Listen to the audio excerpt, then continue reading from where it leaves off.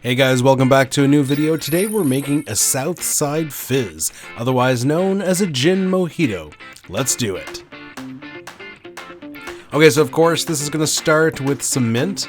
Obviously it's a mojito, right? So we're going to pick a bunch of full stems from the garden. And I've done this before. What I like to do is pick off the bottom leaves, throw them in the glass, and use the top bunch as the garnish. So you're going to make a little bouquet with the top and use that as your garnish. My leaves are pretty small here, so I'm putting quite a bit of mint in there, probably about 10 to 15 leaves, but you know, you adjust accordingly. 10 to 15 is probably a good amount. We want it pretty minty. Next up, simple syrup, plain 1-to-1 simple syrup. We're gonna do 3/4 ounce, and oof, I think that's the end of my bottle. Gonna have to make some more simple syrup. Dump that in. Now the next step is going to be muddling. So we're going to grab our muddler, and what we want to do is gently press the mint. You don't want to pulverize it. That could actually make the drink bitter. We just want to gently press to release those oils, release those aromatics, and make our syrup very minty. And that's what's going to help flavor the drink. Next up, lime juice. Now, classically, a Southside calls for half lime, half lemon juice. I actually didn't have any lemon juice on hand, so I'm just using a full ounce of lime juice, but you could do half lime, half lemon. Onto our gin, I'm using Bombay Sapphire. It's one of my favorite gins for cocktails, but any gin will do. London Dry Gin is probably the best for this drink, but again, experiment to use any gin you want. Full 2 ounces of gin.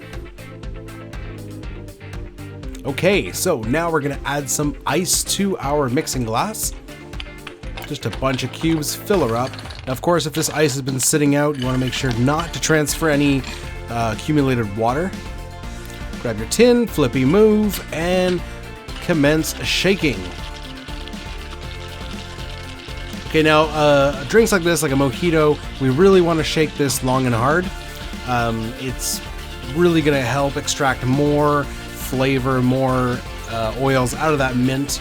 So don't hold back, shake away. All right, give her a slap to unseal the glass. Grab yourself a Collins glass, nice and chilled with a whole lot of ice. And we're gonna double strain this one because we don't want those mint bits in the drink. So Hawthorne and a tea strainer. Now, if you've seen my Long Island iced tea video, I talked about the ratio. Whenever we're doing a drink that has soda, you want the ratio to be about 70 to 80% booze mix and 20 to 30% soda. So that's what we're doing here. We're going to top with a little bit of soda water. Now, I actually went to the high end of that ratio. I could have put a little bit more soda, but I put too much ice in the glass. No big deal. It's still going to taste fantastic.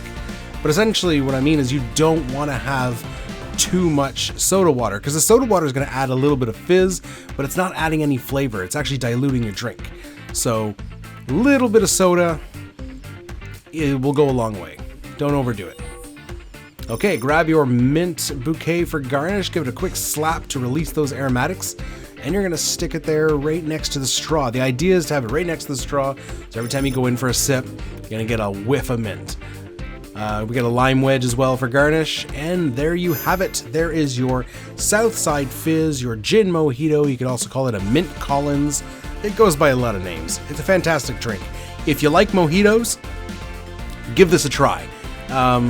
Gin is a much more complex spirit than just plain white rum, so it really adds a lot of complexity to the drink.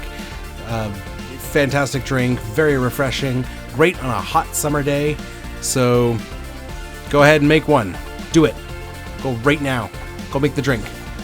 All right, guys, that's it for the drink. That's it for the video. Please like, subscribe, all that good stuff. Comment below, hit the bell. You know what to do. We will see you next time. Cheers.